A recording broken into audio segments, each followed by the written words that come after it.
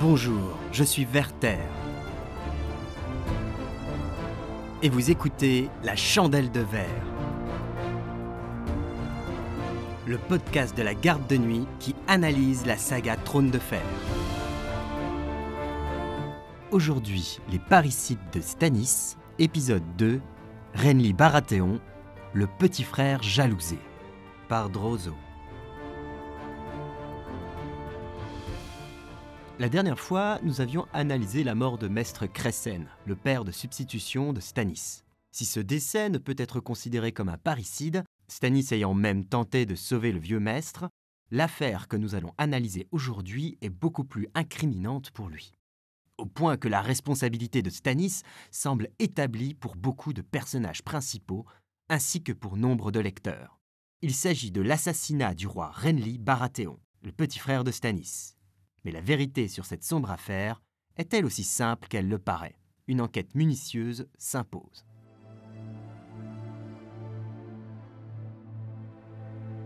Rappel des faits. Nous sommes au tout début de la guerre des 5 rois. Renly Baratheon, faisant fi de toutes les lois successorales, rejette la légitimité de Geoffrey et de Stannis et prend le titre de roi des 7 couronnes. Il est soutenu par les forces conjointes des terres de l'orage et du Bief, soit plus de 80 000 hommes d'après lui, sans compter les dizaines de milliers de soldats qui restent en réserve. Une force considérable qui fait du jeune prétendant le candidat le mieux armé pour la course au trône de fer. Stannis Baratheon, le frère aîné de Renly, se prétend lui l'héritier légitime du trône. Il a découvert la nature adultérine et incestueuse des naissances des princes Geoffrey et Tommen et de la princesse Myrcella, et donc leur illégitimité. Il se déclare lui aussi roi des 7 couronnes, mais ne peut réunir qu'entre 4 000 et 5 000 soldats, vassaux et mercenaires compris. Une force dérisoire comparée à celle de tous ses concurrents. La première cible est son tout petit frère Renly. S'il arrive à le vaincre, il espère rallier à sa cause les vassaux des terres de l'orage, soit plus de 20 000 hommes, voire également ceux de Haut-Jardin. Stannis part donc assiéger Accalmie, la redoutable forteresse des Baratheons. Apprenant cela, Renly accourt défendre son fief, n'emportant avec lui que sa cavalerie, soit un quart de son armée. Des négociations entre Stannis et lui ont lieu, chacun exigeant de l'autre qu'il renonce à ses prétentions au trône, mais sans succès. La bataille est fixée pour le lendemain. Une bataille au dénouement bien incertain.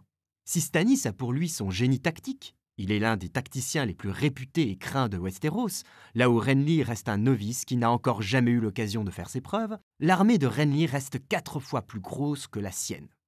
Les stratégies sont mises en place, les troupes sont prêtes à s'affronter, jusqu'à ce que, quelques heures à peine avant le début de la bataille, une ombre magique assassine Renly dans sa tente, sous les yeux de Brienne de Tarth et de Catelyn Stark. Le coupable de ce meurtre est évident pour beaucoup de monde. Il s'agit de Stannis, qui s'est servi des pouvoirs occultes de la prêtresse rouge, Mélisandre d'Ashaï. Ces accusations se voient confirmées pour le lecteur quelques chapitres plus loin. Nous sommes 4 semaines après le décès de Renly. Stannis a récupéré la majorité des vassaux des terres de l'orage. Mais Accalmie, tenu par Ser Courtenay Penrose, lui résiste encore. Stannis ne peut pas se permettre de laisser le château entre des mains ennemies. D'une part, parce que ce serait un signe de faiblesse et une menace pour ses futurs plans, qui lui ferait perdre une partie de ses nouveaux soutiens. Et d'autre part, parce qu'il a besoin de récupérer Edric Storm, un bâtard du roi Robert résidant à Accalmie, afin de prouver l'illégitimité du roi Geoffrey. Edric, comme tous les bâtards de Robert, lui ressemble énormément et a les cheveux noirs des Baratheons, contrairement à Geoffrey, Tommen et Myrcella. Pour régler la question, Stannis confie une mission à l'ex-contrebandier Ser Davos Mervaux. Amener Mélisandre sous la forteresse. Une fois sur place, la sorcière rouge accouche d'une ombre mystérieuse. Cette même nuit, Courtenay Penrose meurt en tombant de sa fenêtre. Le coupable évident. Que Stannis soit impliqué dans les meurtres de Renly et de Courtenay Penrose ne fait aucun doute. Il a le mobile, éliminer un concurrent au trône et s'approprier son armée. Et il en a l'opportunité grâce au pouvoir de Mélisandre d'Ashaï. De plus, les témoins des meurtres, à savoir Catelyn et Brienne pour celui de Renly, et plus indirectement Davos pour celui de Courtenay, s'accordent à dire que les ombres tueuses ressemblaient à Stannis. J'ai vu une ombre. Je l'ai d'abord prise pour celle de Renly, mais c'était l'ombre de son frère. Lord Stannis. Je l'ai senti. C'est insensé, je sais. C'était suffisamment sensé pour ce grand laidron de Brienne. Je le tuerai, déclara-t-elle.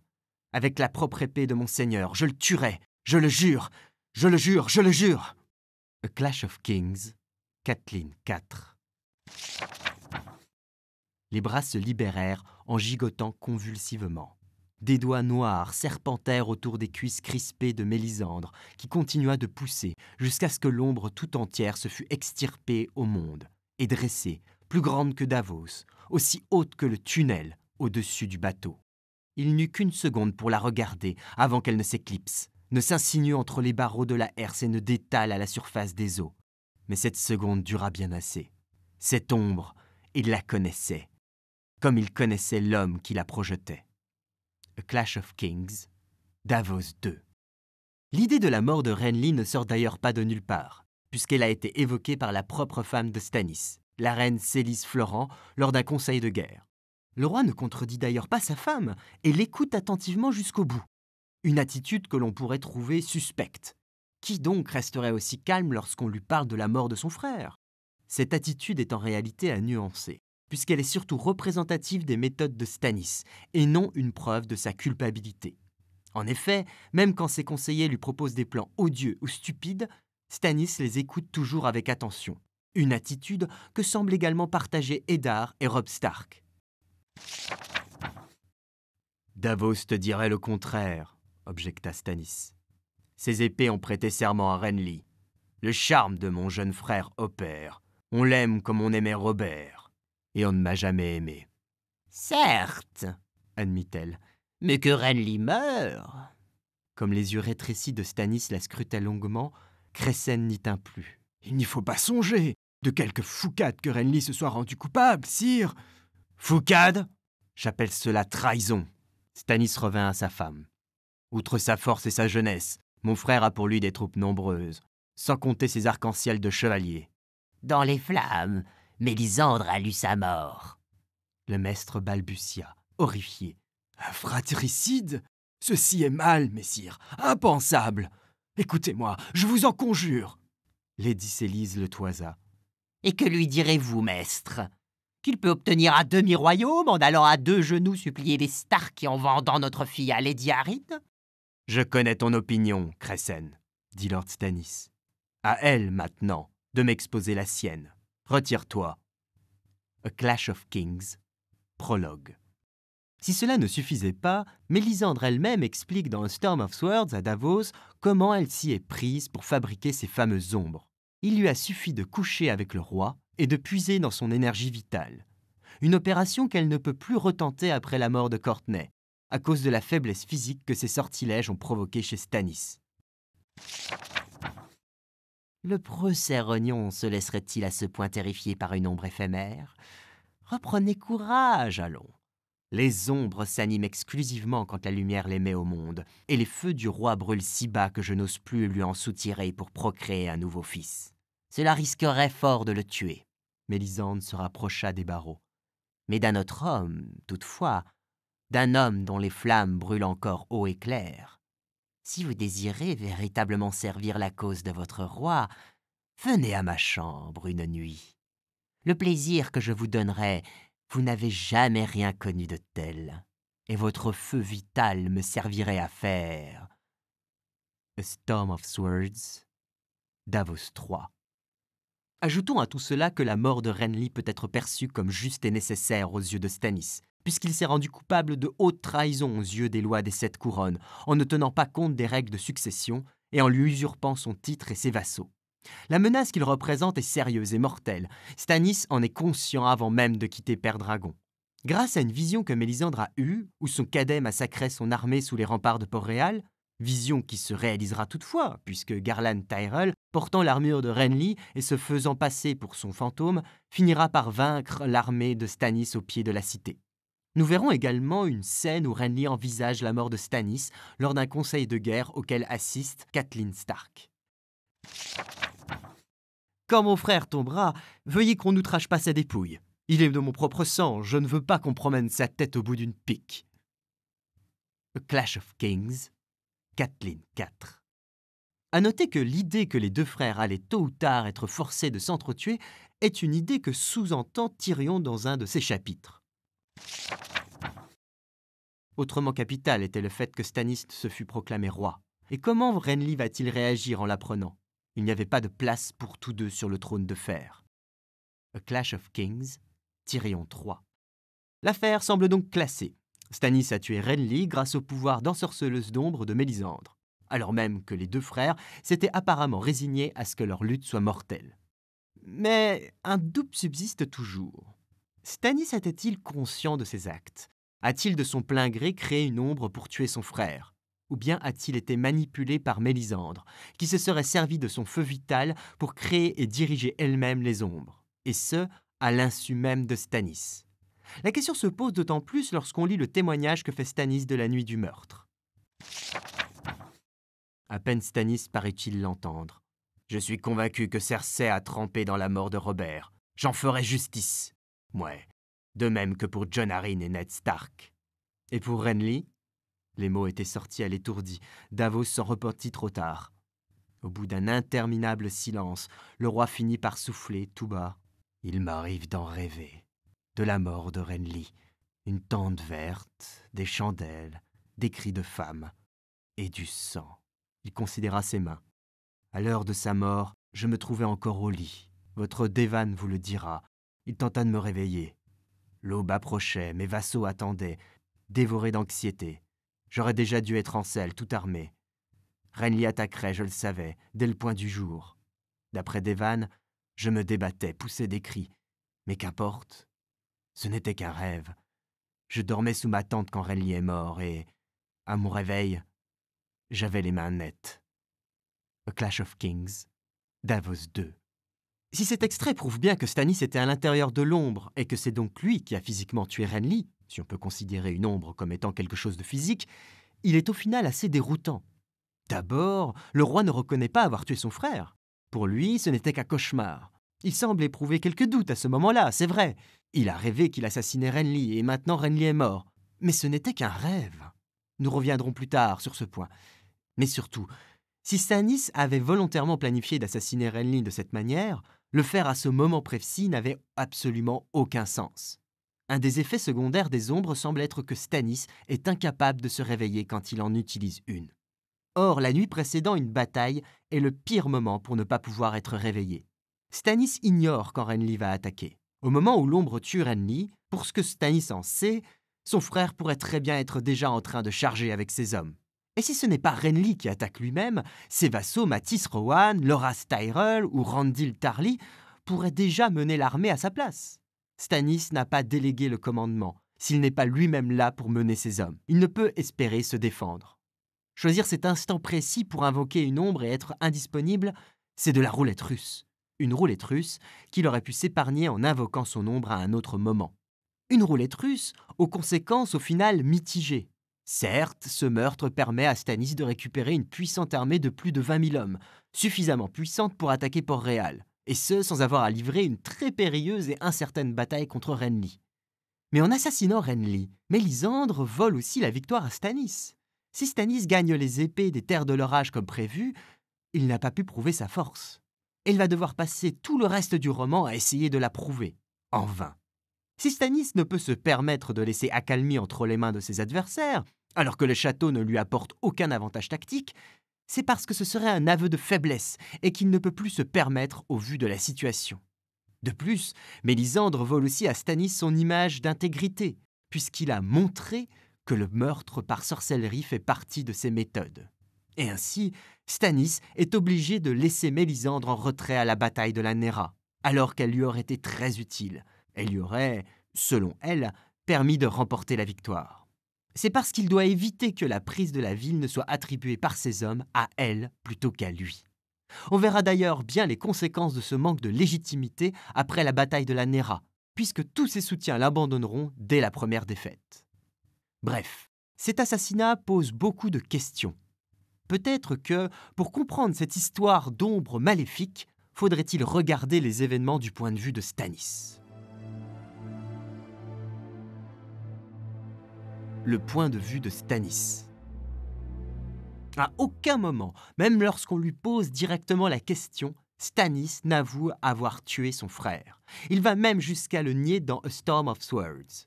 Dans la version des faits qu'il expose à Davos à 2 reprises, Mélisandre aurait vu dans les flammes que Renly allait mourir et que ses épées iraient à Stannis. La prêtresse aurait alors demandé à rencontrer le jeune roi aux côtés de Stannis afin d'essayer de le sauver, ce qui aurait échoué. Maestre Cressen était votre fidèle serviteur. Elle l'a tué, comme elle a tué Ser Courtenay Penrose et votre frère Renly. Que vas-tu me chanter là ? Gémit le roi. Elle a vu la mort de Renly dans les flammes, oui, mais elle n'y a pas pris plus de part que moi. Elle ne m'a pas quitté un instant. Ton fils d'Evan te le confirmerait. Demande-le lui si tu doutes de ma parole.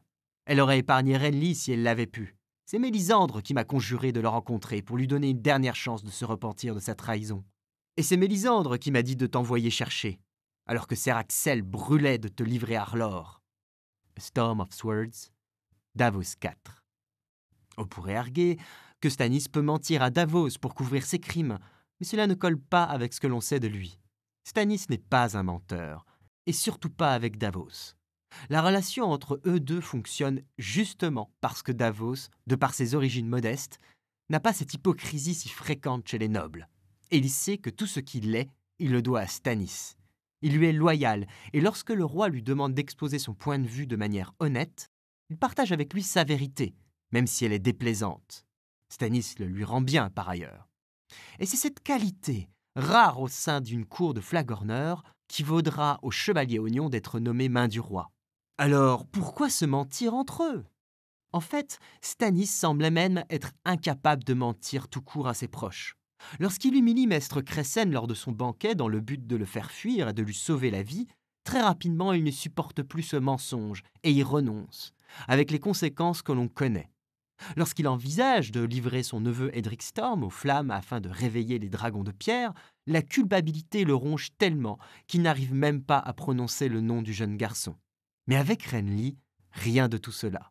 Un point important pour comprendre Stannis et sa relation avec Renly est que Stannis aimait son petit frère. Il était jaloux de lui, il ne le supportait pas, il le trouvait vain, futile, m'as-tu vu ? Il était en colère contre lui et son couronnement illégitime, mais il l'aimait malgré cela et regrette amèrement sa mort. Stannis aurait-il pu, à ce stade du récit, tuer aussi facilement un frère aimé ? 2 passages notamment nous montrent cet amour fraternel. Renly m'offrit une pêche lors de notre conférence, me railla, défia, menaça et m'offrit une pêche. Croyant qu'il tirait un poignard, je portai la main à ma propre épée. Était-ce là précisément ce qu'il souhaitait ? Que je me montre effrayé ? Ou n'était-ce qu'une de ces blagues idiotes ? Quand il me vanta l'incomparable suavité de sa pêche, y avait-il quelque sens caché sous ces mots badins ? Il secoua sa tête d'une saccade pareille à celle d'un chien voulant briser l'échine d'un lapin. Il n'y avait que Renly pour tant me chagriner avec un simple fruit. Il s'est fait l'instrument de son propre malheur par sa trahison. Mais je l'aimais, Davos. Je le sais maintenant. Et sur ma foi, je descendrai dans la tombe en pensant à la pêche que m'offrait mon frère. The Clash of Kings, Davos 2. Le roi grimaça comme s'il venait goûter quelque chose d'infect. Pourquoi moi, plutôt que mes frères ? Renly et sa pêche. Dans mes rêves, je vois le jus ruisseler de sa bouche, le sang de sa gorge. S'il avait accompli son devoir aux côtés de son frère, nous aurions écrasé Lord Tywin. Une victoire à enorgueillir Robert en personne. Robert. Il fit grincer ses dents latéralement. Lui aussi hante mes rêves. Riant, buvant, fanfaronnant. Les 3 domaines où il excellait. Cela est se battre. Jamais je ne l'ai surpassé en rien. C'est de Robert que le maître de la lumière aurait dû faire son champion. Pourquoi moi ? A Storm of Swords, Davos 5. Du coup, l'affaire peut-elle être classée ? Peut-on déclarer que Stannis n'est pas responsable de la mort de son frère, qu'il a été manipulé par la prêtresse rouge à son insu ? Eh bien, pas tout à fait. Comme vous vous en êtes sans doute rendu compte, la plupart des arguments que nous avons mis en avant sont discutables, parfois ambigus. Si on peut légitimement s'interroger sur la culpabilité de Stannis, rien ne permet pour l'heure d'affirmer son innocence pour autant. Bien au contraire. Le déni de Stannis. Un passage notamment va être particulièrement incriminant pour Stannis. C'est le meurtre de Ser Courtenay Penrose. Dans l'affaire Penrose, contrairement à l'affaire Renly, Stannis semble bel et bien conscient de ses actes. Je ne vous demande pas de m'entendre, uniquement de me servir. Ser Courtenay sera mort d'ici demain. Mélisande l'a lu dans les flammes de l'avenir. Sa mort, et comment? Pas en chevalier combattant, inutile de le préciser. Il tendit sa coupe, et Devan l'emplit à nouveau. Ces flammes ne mentent pas. Elle y avait lu aussi la fin de Renly, des Pères Dragons, elle en avait informé Célise. Alors que Lord Velaryon et votre copain Slador Saan voulaient que j'appareille contre Geoffrey, Mélisande m'a dit que, si je me portais sur Accalmie, j'y gagnerais la fine fleur des forces de mon frère. Et elle voyait juste. Mais, bredouilla Davos, Lord Renly ne vint ici que parce que vous aviez mis le siège devant le château. Il était en train de marcher sur Port-Réal. Comme les Lannister, il aurait... Stannis s'agita sur son siège, les sourcils froncés. Était. Aurait. Qu'est-ce cela? Il fit ce qu'il fit. Il vint ici, avec ses bannières et ses pêches, au-devant de sa faim. Et il le fit pour mon plus grand profit. Mélisande lut aussi dans ses flammes une autre journée. Ce matin-là, Renly venait du sud dans son armure verte écraser mon armée sous les remparts de Port-Réal. Si la rencontre avec mon frère avait eu lieu là, peut-être est-ce moi qui aurais péri. Tu ne la portes pas dans ton cœur, je le sais, Davos. Je ne suis pas aveugle. Mes grands vassaux ne l'aiment pas non plus. Estremont réprouve le choix du cœur ardent et demande à combattre sous le cerf couronné comme par le passé. Selon Ser Guyard, je ne devrais pas avoir une femme pour porte-enseigne. D'autres chuchotent que sa présence est déplacée dans mes conseils de guerre, que s'imposerait son renvoi pur et simple à Ashaï, que c'est péché que de la garder sous ma tente la nuit. Ouais, il chuchote, tandis qu'elle sert. Sert comment? S'enquit Davos, effaré d'avance de la réponse. Comme de besoin, le roi le scruta. Et toi? A Clash of Kings, Davos 2. Et rien que ce passage remet en question la bonne foi de Stannis lorsqu'il affirme, à 2 reprises, ne pas avoir tué Renly. S'il est conscient que Mélisandre va tuer Courtenay, comment peut-il ignorer qu'elle a tué Renly? Si Stannis a vu, durant son sommeil, à travers l'ombre qui a tué Renly, on peut imaginer qu'il a aussi dû voir à travers l'ombre qui a tué Courtenay. Pourquoi n'a-t-il pas fait le rapprochement entre les deux morts? On peut trouver une explication à cela. Dans l'affaire Renly, Mélisandre et Stannis se trouvaient dans leur tente, à plusieurs kilomètres de là. Dans l'affaire Penrose, Mélisandre se trouvait sur les lieux du meurtre. Cela suffit-il à Stannis pour la croire innocente du premier meurtre? C'est ce qu'il affirme en tout cas, puisque s'il se défend d'avoir tué Renly, il ne nie à aucun moment avoir tué Penrose. Une explication assez simple peut être avancée. Stannis est bien responsable de la mort de Renly, et inconsciemment, il le sait. Il en fait même des cauchemars qui inquiètent son écuyer. Le fratricide est un crime odieux, un des pires que l'on puisse commettre. Et Stannis, dans son sens aigu de la justice, ne peut accepter d'être lui-même coupable de ce crime. Aussi se mentirait-il à lui-même pour se convaincre qu'il n'a rien à voir avec ce meurtre, quitte à nier l'évidence. Et il a beau refouler sa responsabilité, cela n'empêche pas son subconscient de le travailler. Stannis ne dormait plus guère selon Devan, toujours. Il est tenté, depuis la mort de Lord Renly, par d'effroyables cauchemars. Les drogues du mess sont impuissantes à l'en délivrer. Seule Dame Mélisande parvient à lui procurer un sommeil paisible. A Clash of Kings, Davos 2. Si on ne se base que sur les faits en ignorant les justifications que se donne Stannis a posteriori, on se rend compte que ses actions sont particulièrement incriminantes. En effet, il savait que Renly allait mourir à Accalmie. Comme nous l'avons dit, Mélisandre le lui a prédit par l'intermédiaire de Célise dans le prologue de A Clash of Kings. Et après la mort de Cressen, Stannis a la preuve que ses visions sont justes. Certes, rien ne nous dit qu'il savait comment Renly allait mourir. Il aurait bien pu mourir d'une flèche perdue, d'une mauvaise chute lors de la bataille, et pas forcément d'un assassinat magique. Mais il allait mourir à Accalmie. Et Stannis le savait. Il a donc renoncé à attaquer Port-Réal comme il l'avait prévu, pour justement attirer Renly au lieu de son trépas. On peut donc dire qu'il a volontairement agi pour que la funeste vision de Mélisande se réalise. La bataille sous les murs d'Accalmie qu'a provoqué Stannis n'a elle-même que peu de sens si le roi ne comptait pas sur la mort de Renly. Même si l'aîné des Baratheons arrivait à vaincre les forces 4 fois supérieures de son petit frère sans le tuer, ce qui n'était pas gagné, Cela n'aurait été qu'une victoire à la Pyrrhus, Renly disposant encore de contingents conséquents en réserve à Pont-la-Mer et au Jardin.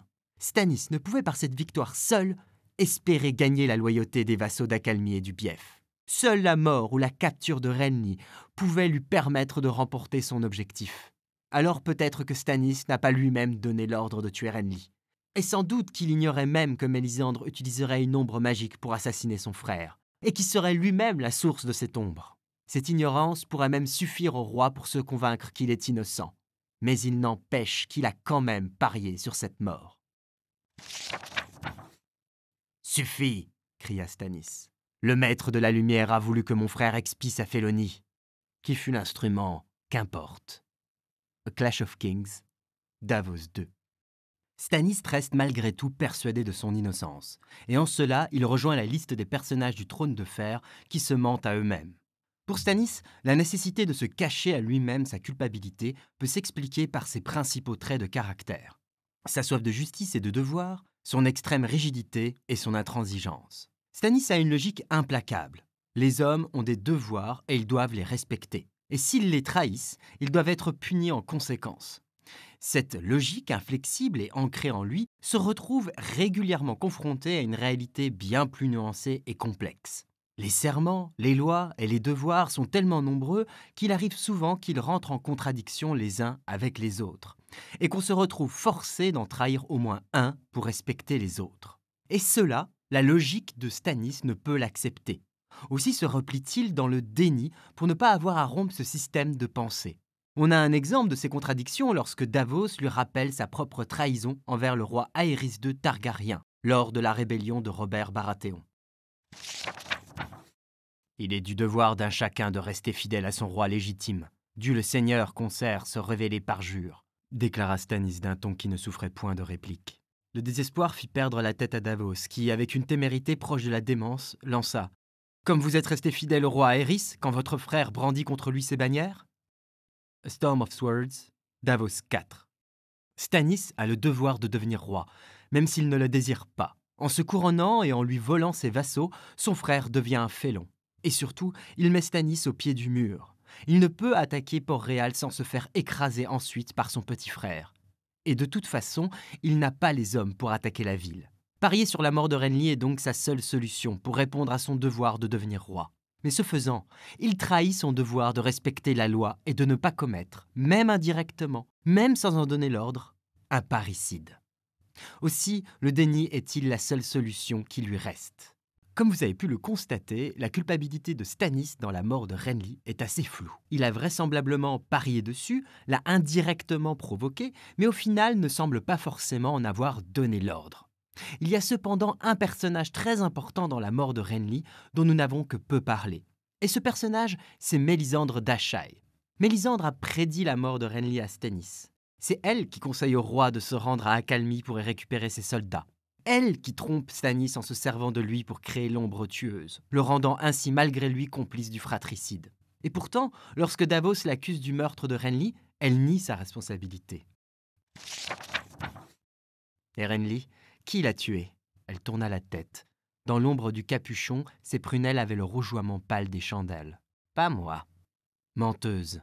Il était à présent certain. Mélisandre se mit à rire. Vous êtes perdu dans les ténèbres et la confusion, Ser Davos. Et tant mieux. A Clash of Kings, Davos 2. Car oui, techniquement ce n'est pas elle qui a assassiné Renly, mais bien Stannis via son ombre. Ce qui est pratique avec ce genre de manipulation, c'est que tout le monde peut affirmer avoir les mains propres. Soit qu'il ne l'ait pas physiquement tué, soit qu'il n'était pas conscient de le faire. Mais reste que Renly a bien été assassiné. En soi, la relation de manipulation entre Stannis et Mélisandre est un sujet très intéressant. Et qui sera en partie traité dans notre prochain épisode sur les parricides de Stannis, où l'on parlera de l'affaire Edric Storm. Mais ça, ce sera pour une prochaine fois.